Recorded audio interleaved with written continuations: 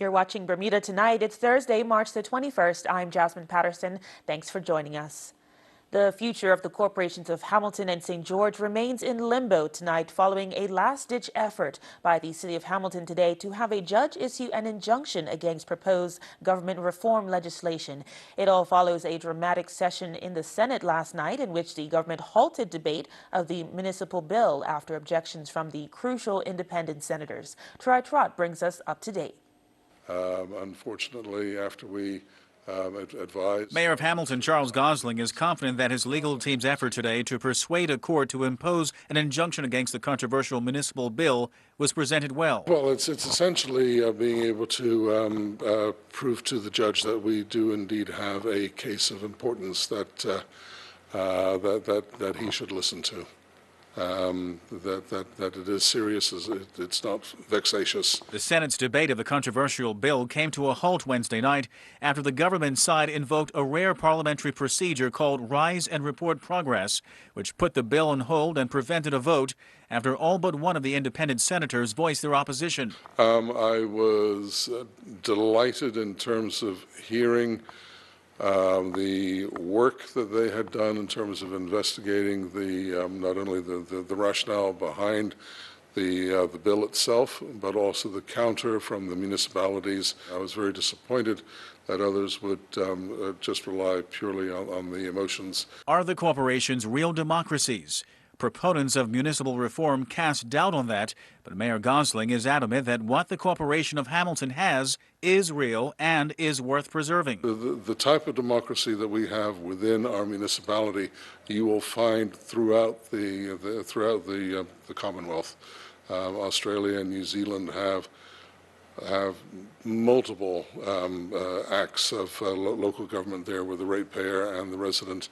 You're saying this is not the case, contrary to what some might believe, that this is simply an attempt to preserve privilege by the oligarchy here. No, what we are trying to do is, in fact, if anything, our lawyers have the instructions to preserve the franchise, and we would actually like to see the franchise expanded. The government Senate team's action Wednesday night means the municipal bill is on hold, with government requiring at least one independent senator to vote in their favor in order for a bill to be sent to the governor for final approval. The Senate is expected to take up the bill again very soon, at which time a vote against the government is widely expected. It is thought that the government is using the interim period to try and lobby Senate President Joan Dillis Wright, an independent, to support the government. Should she refuse to and vote with the opposition OBA, the government is defeated and the government must wait a year before passing it through the House again, at which time the Senate will be bypassed and the bill will be sent to Government House for approval as dictated by the Constitution.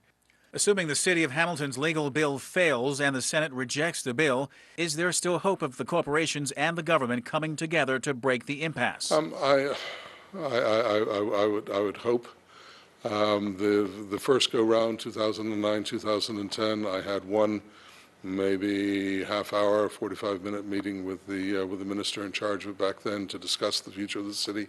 At least this go-round, I've had maybe a couple of hours. The mayor would like to see the premier allow the corporation and the government to appoint a commission to compile a report on the corporation's future.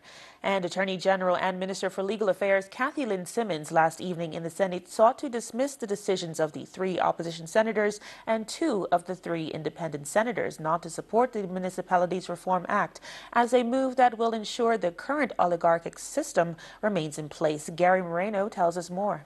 The Attorney General made it clear her role as Minister of Legal Affairs is to look at the law reform. And in the context of law reform, the intention is not to maintain the status quo of this country. We sit in a chamber which is indicative of attempts to maintain the status quo. The legislature was created to maintain the economic power of white landholders in Bermuda that we characterize as the oligarchy, okay? And the efforts of this government are to dismantle that.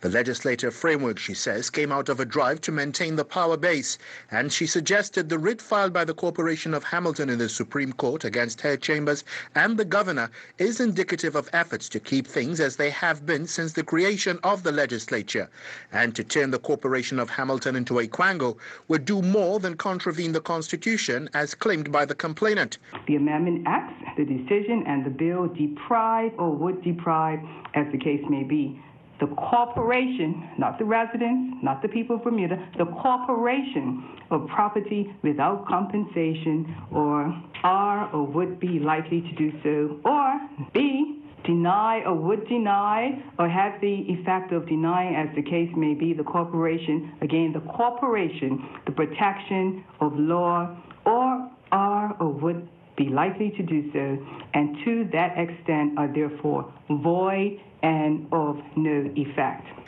Reflecting on the Emancipation Act, the AG warned any decision not to support the amendment would prove detrimental to voting rights. What we have in front of us today is this government's attempt at collaboration.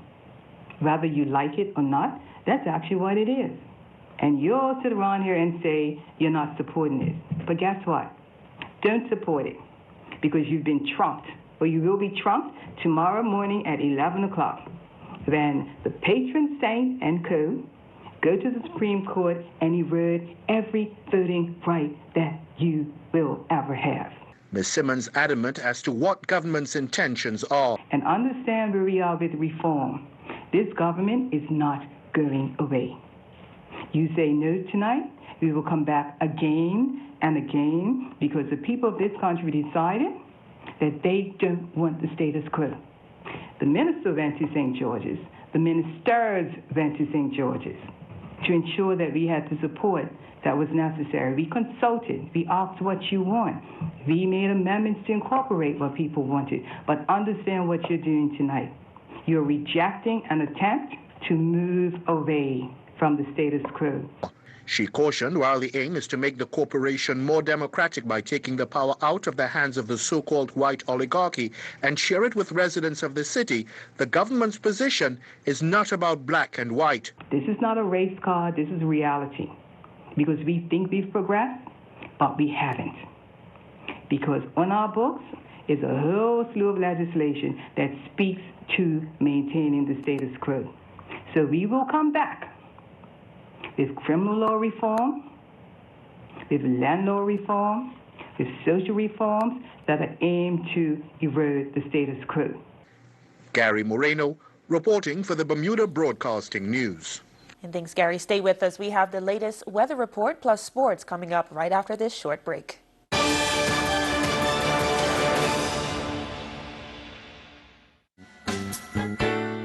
Price Rate is your one-stop shop with something for everyone. Household goods for kitchen, bedroom, and bathroom. Aisles of bulk groceries at value prices. A complete selection of fresh meat and produce. And an extensive range of frozen items to cover every meal. Wines from around the world and beer and liquor at discount prices. Visit Price Right at our 2 locations in Pembroke and Warren. There's always something new and always something for everyone.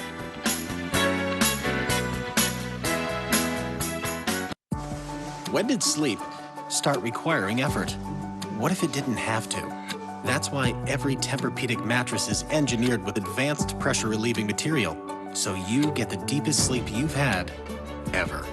Sleep effortlessly with the superior comfort of Tempur-Pedic.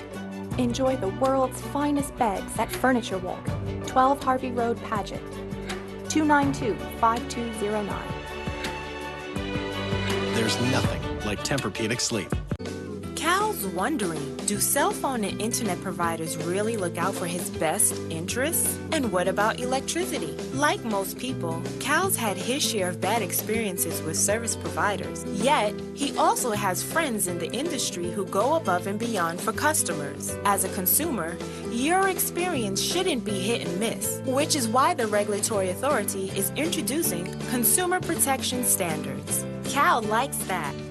The standards will mean improved frontline staff training, fair and honest marketing and advertising, better handling of complaints, easy to understand billing, and protection for vulnerable consumers. The new guidelines will also set service standards for managing outages, customer data privacy, and more. The regulatory authority wants to know what's important to you. It's easy to have your say. Go to rab.bm to be part of the Consumer Protection Public Consultation.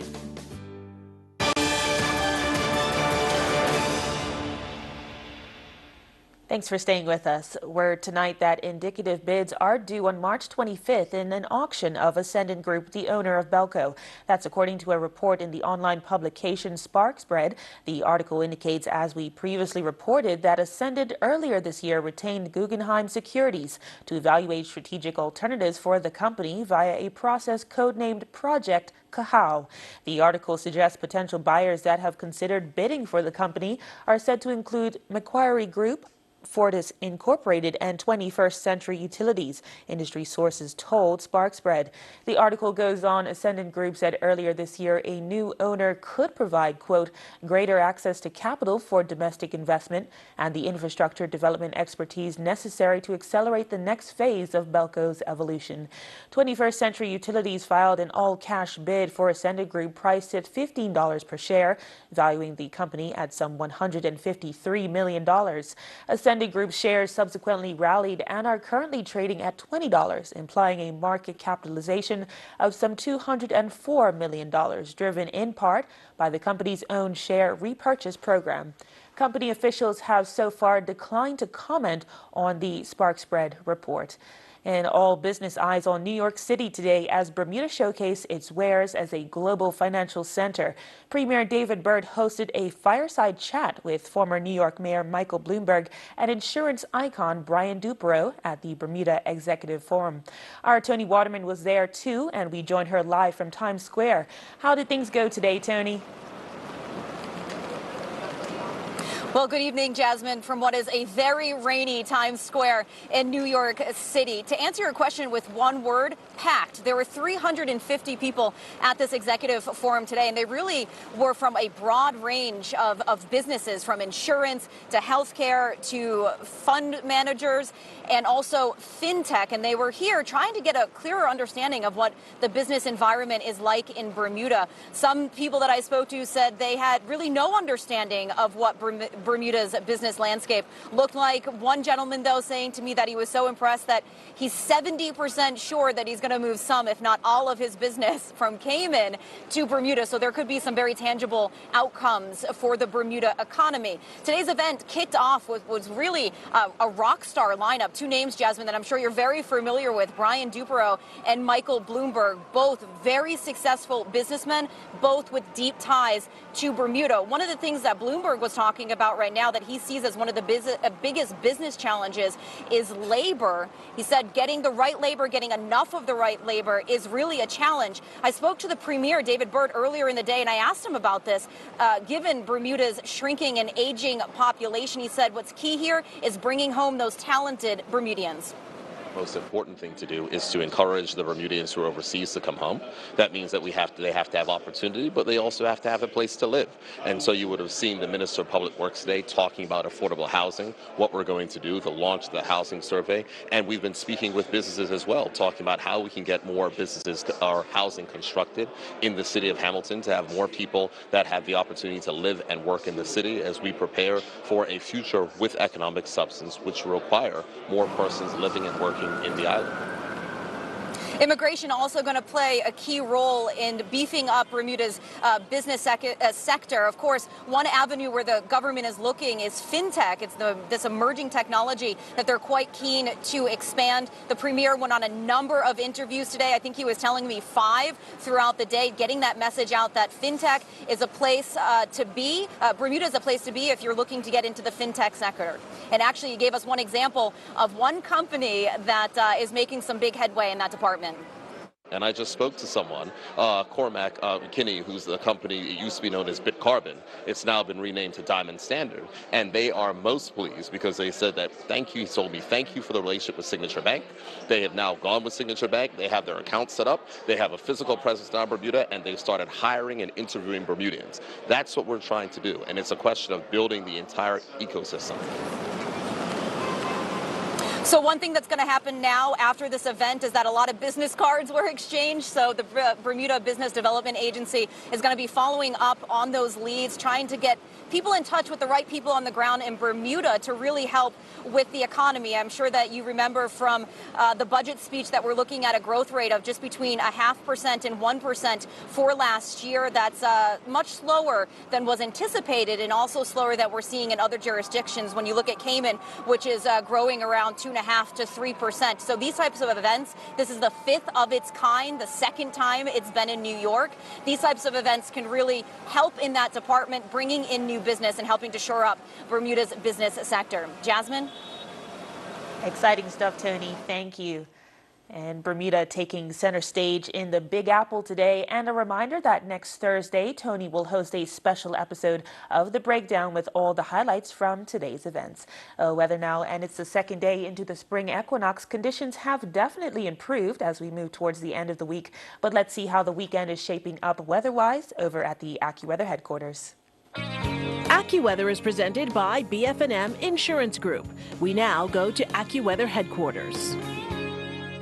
The BF&M Insurance Group is pleased to bring you tonight's AccuWeather forecast. I'm AccuWeather meteorologist Brittany Boyer, and well, what a week it has been. We have had a lot of rain over the last 7 days. I'm going to be showing you some numbers, but just for some perspective, within the last 7 days, we've had close to 5 inches of rain. It has been extremely wet, and you can see on the big picture right now, we do have a storm system that's working its way up the east coast there, and that's not going to be an issue for us, but it is going to push a little bit more in the way of clouds and also some moisture around. So for the next 24 hours or so, I can't allow for completely dry conditions, as we could have a couple of showers pass through the area. All right, let's get into those numbers. As I was mentioning yesterday, a very wet day here across the island, over an inch and a half of rain. The last 30 days, we've picked up over 8 inches of rain. And if we look at the year-to-date rainfall so far, I just updated this, close to 19 inches of rain. Typically, at this point of the year, we have about 13 inches of rain. So that just goes to show you it has been very wet here lately, and hopefully we'll start to see some changes. I know we need the rain for later use, but be nice to have a break in some of the rainy action that we've had across the island. All right, let's talk about current stats right now. 67 degrees right now, humidity 80 to 85%, winds out of the east-northeast 12 to 18 knots. It's a little bit breezy outside, and that's going to be the case here over the next couple of days. Waves inside the reef 2 to 4 feet and outside 7 to 11 feet, but that will be decreasing as we head into tonight. But with that storm system pulling away across the east coast, it's still going to allow for a tight pressure gradient, which we call. So there's still going to be some gusty winds and very choppy conditions out on the water. Small craft warning through at least Saturday here. So heads up if by any chance that's where you are going to be headed. For tonight, 64 degrees under partly cloudy skies. We stay breezy tonight and breezy tomorrow as well, with the high of 71 degrees. And again, there could be a couple of showers in spots, but it should be nothing like the last couple of days. As we take a look at our futurecast here goes that storm up the east coast, and you can just see how close all of these wind streams are. That's an indication that we are going to have some breezy conditions, and then eventually as we head into the weekend, we'll have the wind coming in out of the northwest, and that's going to help cool our temperatures down a little bit by the time we head into Sunday. Looking at things right now, Jamaica and Barbados, couple of spotty showers, 84 degrees there. 90 in Trinidad. Definitely feeling the heat out there on this Wednesday, and on this Thursday. And as we take a look at travel weather for tomorrow across the East Coast, you can see into New York City, 49 degrees, very windy across the Northeast. Here at home, a little bit breezy at times, but improvements as we head into the weekend. Just slightly cooler temperatures Sunday, with our next chance of rain with a front on Tuesday. AccuWeather was presented by BF&M Insurance Group.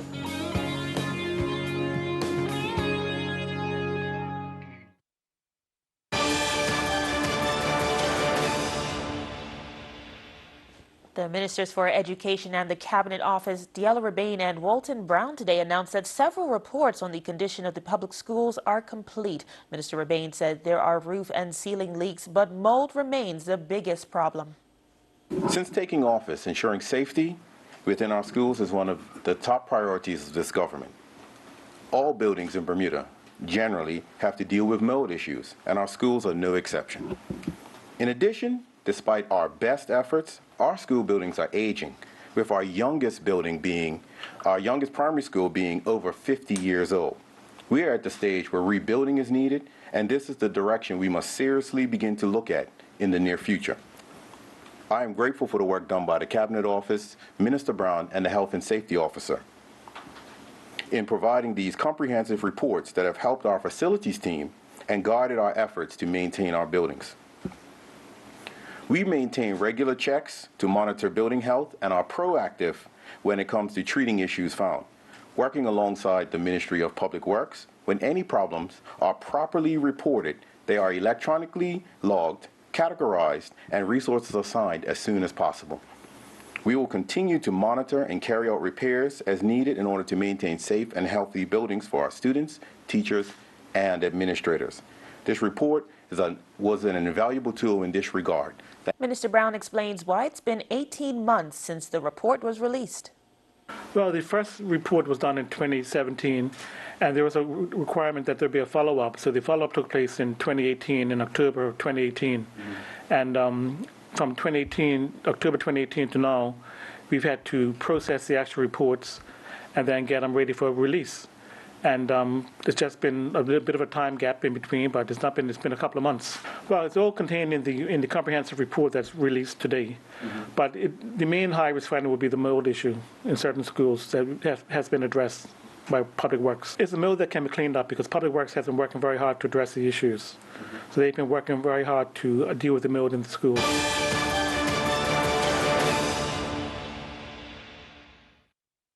I close my eyes and I can see the world that's waiting up for me, that I call my own.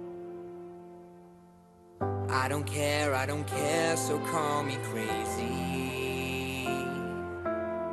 We can live in a world that we design. 'Cause every night I lie in bed, the brightest colors fill my head. A million dreams are keeping me awake. Over time, your mattress goes through a lot. That's why at Dreams, our experts recommend you replace your mattress every 8 years for a better night's sleep. Replace every 8 years and sleep better with Dreams. For the world we're gonna make. Made with care, handled with care, delivered with care. Now that's what dreams are made of. You can count on us. Save $7 on fresh certified Angus beef prime boneless strip steaks, $15.99 per pound. All varieties of imported potatoes, just $3.99 for a 5-pound bag. 52-ounce bottle of Tropicana orange juice, $4.99 for select varieties. Kellogg's Frosted Flakes cereal, $6.49 for a 19.2-ounce box. Bertolli olive oil, $11.49 for select varieties of 25.3-ounce bottles. Visit our website at www.marketplace.bm for more super specials. You can count on us. At Argus, our interest is you. Each of you. Around here, we know that when two people seem the same, they can have very different insurance needs. For their health, home, work, and future. Which is why we take the time to get to know you as an individual, so we can provide insurance coverage that fits your life. Because after all, our interest is you.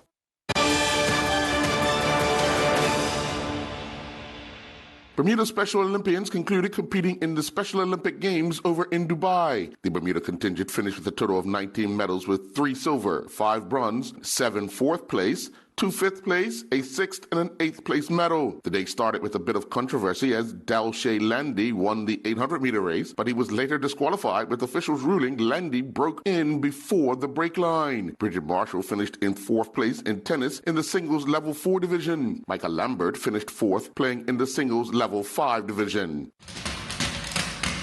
Day 3 of the 2019 World Team Junior Tennis Girls North, Central American, and Caribbean pre-qualifying tournament going on in the Dominican Republic saw the Bermuda Under-14 girls team of Jaya Gibbons, Ajale Hollis, and Kumeni Jackson back in action for the second time. The Bermuda girls would take on Honduras in their second match in Group A, and they would go down 3-0. Gibbons went down in straight set 6-love, 6-love. Hollis was defeated in straight set 6-1, 6-love. Hollis and Jackson also went down in straight sets 6-4, 6-2.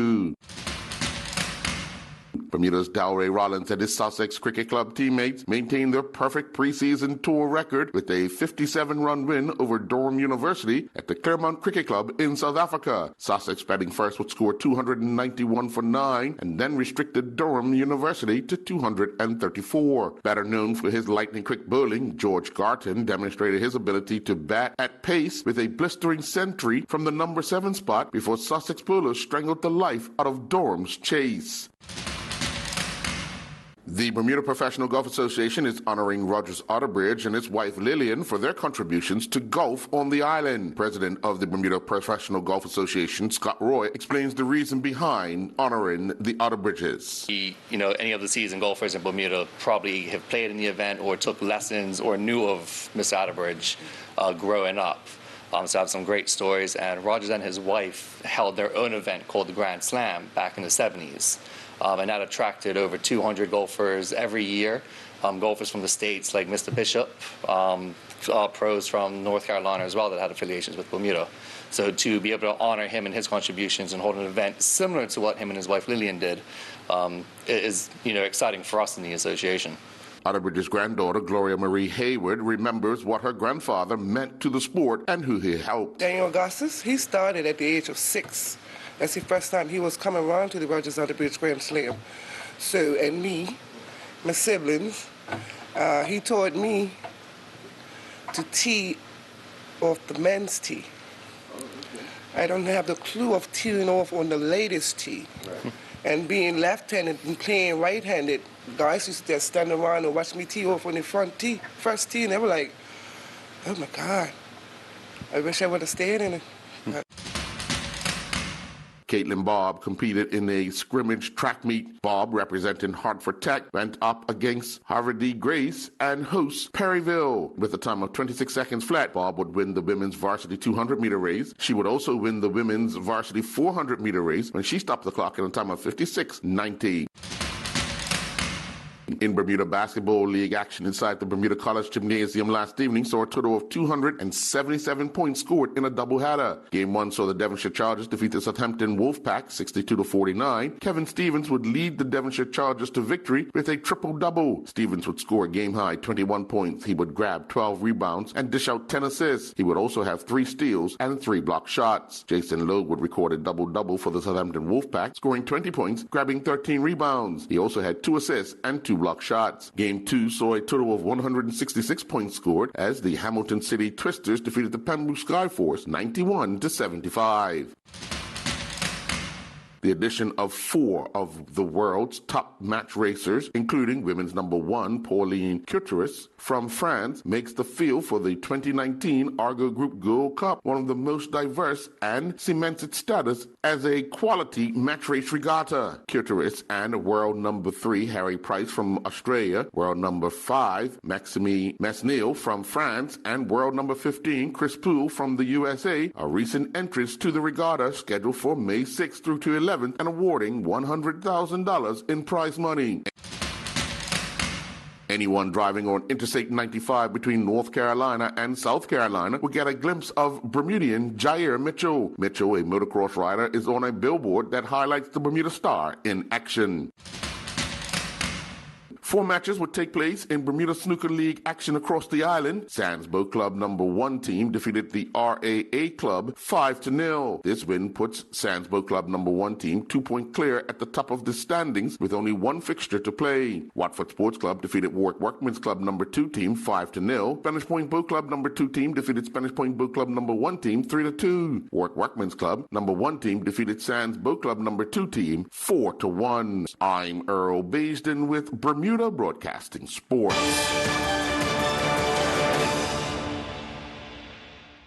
I got these for seasickness last week, and they're terrible. That's strange. I know. I put one behind each ear like you're supposed to, and nothing happened. These are tablets. You're meant to take them with water. I got this pump for my asthma. Hasn't changed anything. Show me how you're using it. It's an inhaler. You're meant to breathe it in. Well, this toothpaste, definitely off. It's a hemorrhoid cream.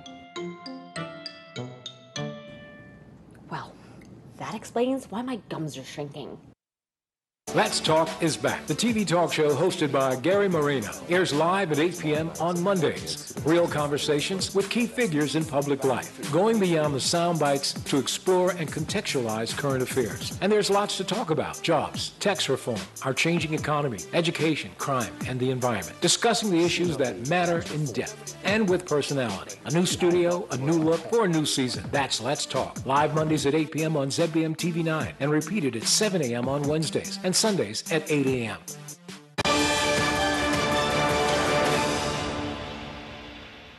That's our program for this evening. I'm Jasmine Patterson. Good night.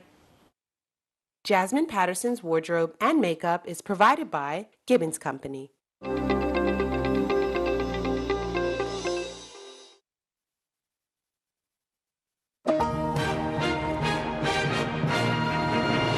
On the CBS Evening News this Thursday, an onboard warning system might have prevented 2 deadly plane crashes. Why neither of the jets had it.